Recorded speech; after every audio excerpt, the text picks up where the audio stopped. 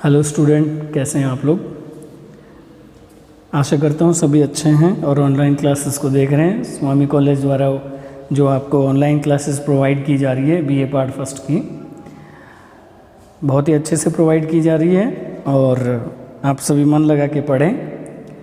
आज जो हम व्यवहारवाद की आलोचना करेंगे, पिछली जो लेक्चर था उसमें हमने चर्चा की थी इस बात पे कि व्यवहारवाद की मूल मान्यताओं और स्वरूप से ज़्यादा इम्पोर्टेंट जो है व्यवहारवाद की आलोचना को माना जाता है परीक्षा की दृष्टि से।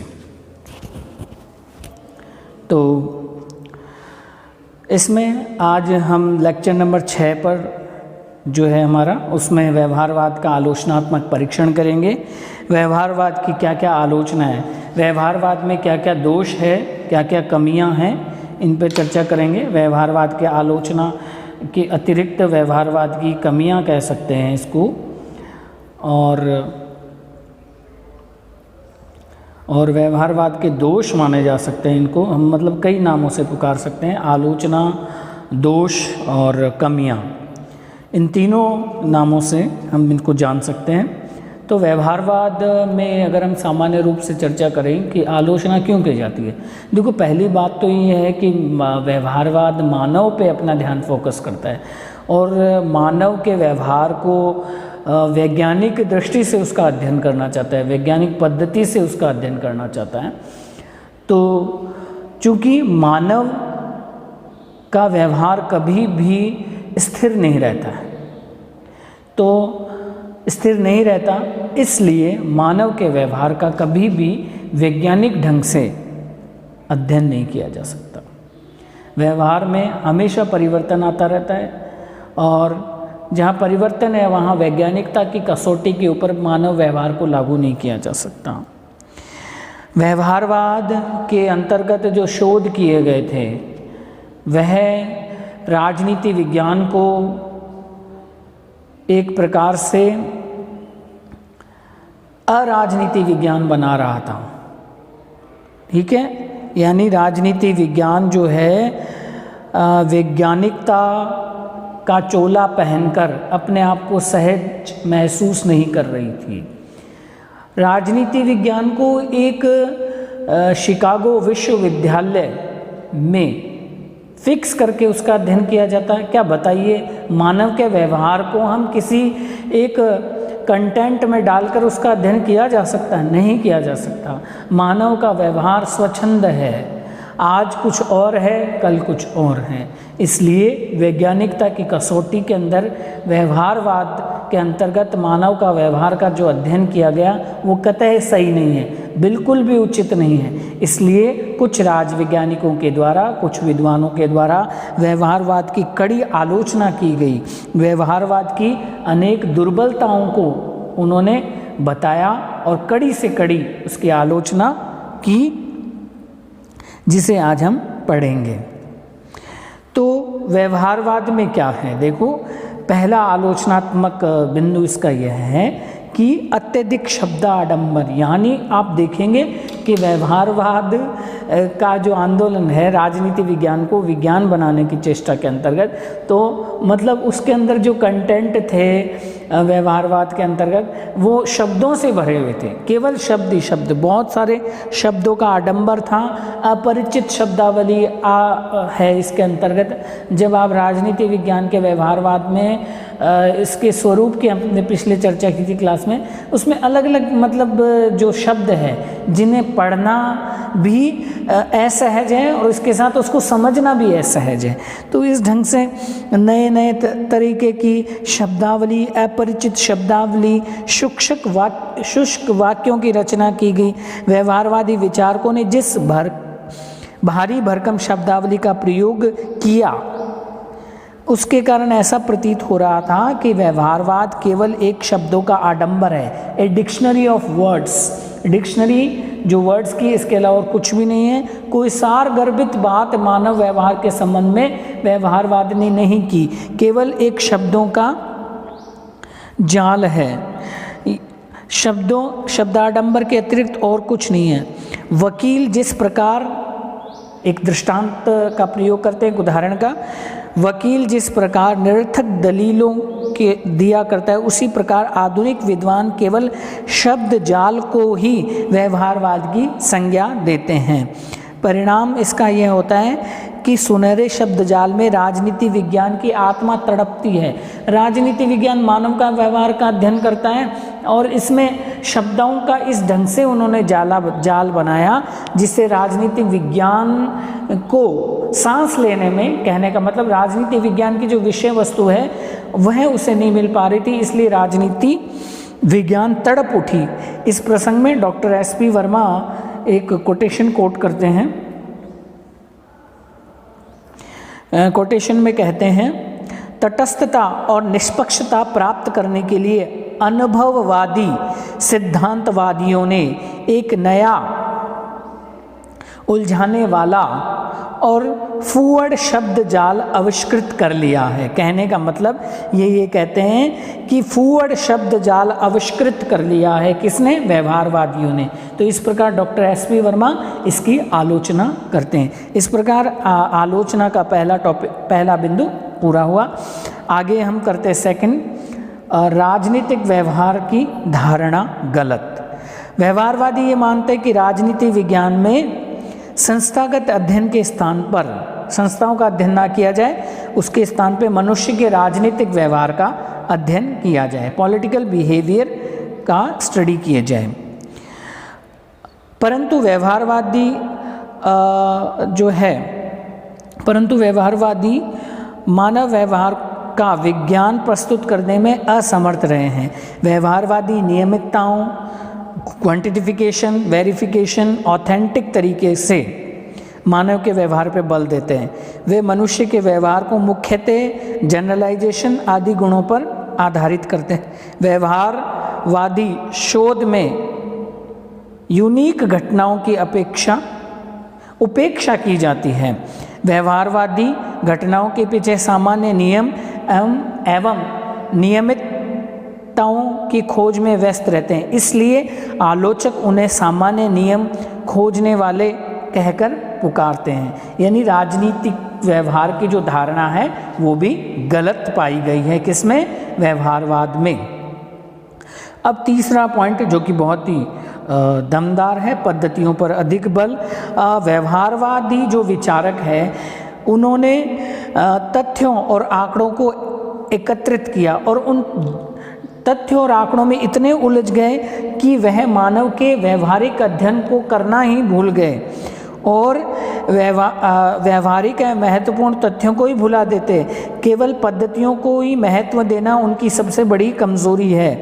राजनीतिक घटनाओं और समस्याओं के आंतरिक तत्वों का साक्षात्कार एवं प्रश्नावलियाँ जिन्हें हम क्वेश्चनरी कहते हैं, प्रश्नावलियों की टेक्निक से पता नहीं लगाया जा सकता।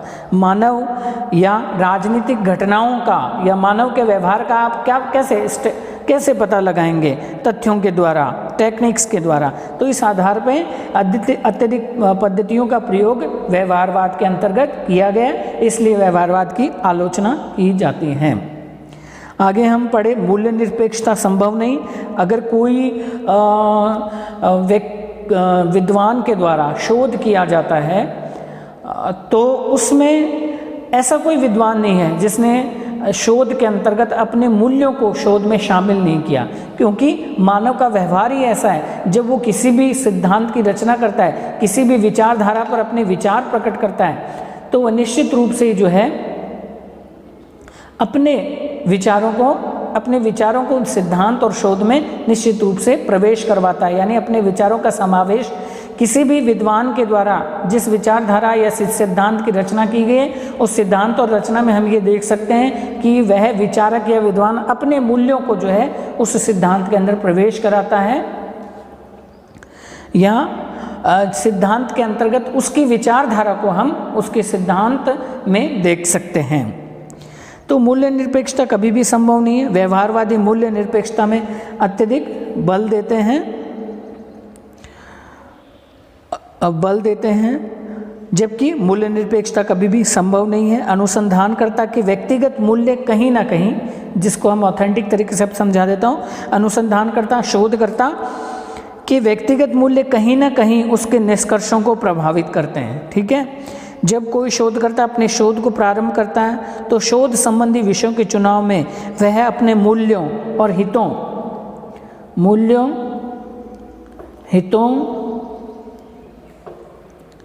और जिज्ञासाओं, एम्बिशंस को,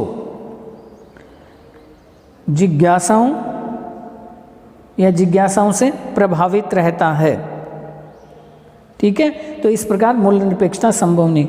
अब हम पढ़ते हैं अत्यधिक खर्चीली पद्धति है। बताओ, अब शोध करते हैं किस चीज़ का, तो इतने तो ज़्यादा हमें यंत्र चाहिए, इतने ज़्यादा इंस्ट्रूमेंट चाहिए, इतने ज़्यादा मतलब किसी शोध करते हैं तो उसमें बड़ा भवन चाहिए। इसके अतिरिक्त जो है हमें अन्य जो टेक्निक अपनाई जा रही है व्यवहारवाद के अंतर्गत, उनके ऊपर भी कितना खर्चा लगता है। इस कारण से भी व्यवहारवाद की आलोचना की जाती है कि व्यवहारवाद का जो आंदोलन है, व्यवहारवाद जो सिद्धांत है, वो अत्यधिक खर्चीला है, क्योंकि इसके अंतर्गत जो है बहुत ज़्यादा शोध किए जाते हैं। अमेरिका में व्यवहारवादी अध्ययन के नाम पर करोड़ों डॉलर खर्च किए गए। इसमें बार बार सर्वेक्षण किए जाते हैं, आंकड़े एकत्रित किए जाते हैं तथा विश्लेषण करने के लिए विभिन्न पद्धतियों का प्रयोग किया जाता है। और इन सब टेक्निक का प्रयोग करने के लिए, इन टेक्निकों का उपयोग करने के लिए, इन टेक्निकों का सहारा लेने के लिए हमें बड़ी मात्रा में जो है काफ़ी लार्ज स्केल में हमें अपना खर्चा भी करना पड़ता है। इसलिए कुछ विचारकों के द्वारा ये भी कहा गया है कि यह जो आंदोलन है या ये जो सिद्धांत है वो अत्यधिक जो है खर्चीला है। ठीक है, आगे हम नेक्स्ट पढ़ते हैं। अन्य पद्धतियों के महत्व को नकारा गया है, जैसा कि राजनीति विज्ञान एक सामाजिक विज्ञान का ही हिस्सा है, या कह दें राजनीति विज्ञान जो है समाज विज्ञान की एक डाली है, एक ब्रांच है। और जहाँ हम समाज विज्ञान के शोध की चर्चा करें तो वहाँ मूल्य, इतिहास, सांस्कृतिक, शास्त्रीय परंपरा आदि का भी हमें प्रयोग करना पड़ता है। व्यवहारवादी अन्य पद्धतियों के महत्व को स्वीकार नहीं करते और जो है केवल वैज्ञानिक पद्धतियों का प्रयोग करते हैं। ऐसा संभव नहीं है जब हम समाज विज्ञान के किसी ब्रांच को पढ़ते हैं। इस संबंध में सिबली कहते हैं, राजनीति का अध्ययन यदि केवल इस आधार पर नहीं करना कि व्यक्ति का व्यवहार निर्देशित परिस्थितियों में क्या हो सकता है, परंतु इस आधार पर भी किया है कि वह आज क्या है, कल क्या था और भविष्य में क्या होगा, तो हमारा केवल व्यवहारवाद से ही नहीं, मतलब व्यवहारवाद क्या करता है, व्यक्ति के जो पास्ट, फ्यूचर एंड प्रेजेंट का अध्ययन करता है। और हम जब व्यक्ति के पास्ट, प्रेजेंट और फ्यूचर का अध्ययन करते हैं तो हम ये कैसे हो सकता है कि हम राजनीतिक चिंतन के इतिहास, नीति दर्शन, सांस्कृतिक इतिहास, शास्त्रीय परंपरा, परिकल्पनशीलता, राजनीतिक दर्शन, राजनीतिक विवरण, राजनीतिक अनुभव, सभी से सहायता हमें लेनी होगी। यानी इन सब का अध्ययन करे बिना हम मानव के राजनीतिक व्यवहार का अध्ययन नहीं कर सकते। इसलिए अन्य पद्धतियों को नकारना ये भी बहुत आलोचनात्मक विषय माना जाता है, आलोचनात्मक टॉपिक माना जाता है व्यवहारवाद का। आगे हम पढ़ते हैं सूक्ष्म अध्ययनों के निष्कर्ष को व्यापक स्तर पर लागू करने की व्यवस्था। अब हमने छोटा सा एक अध्ययन किया और उस छोटे से शोध को या अध्ययन को हम पूरी जनसंख्या के ऊपर, पूरे मानव के व्यवहार के ऊपर लागू कैसे कर सकते हैं, ये असंभव है। व्यवहारवाद की एक समस्या सूक्ष्म और व्यापक विश्लेषण के पारस्परिक संबंधों का संतोषप्रद उत्तर देने की है। सूक्ष्म अध्ययन यानी माइक्रो स्टडी करके हम उसके निष्कर्ष को व्यापक स्तर पर कैसे लागू कर सकते हैं, संभव ही नहीं है। एक उदाहरण आपको समझाता हूँ। एक गांव के थोड़े से मतदाताओं के व्यवहार एवं विचारों का अध्ययन करके निकाले गए निष्कर्षों को हम संपूर्ण सामाजिक इकाई पर लागू नहीं कर सकते।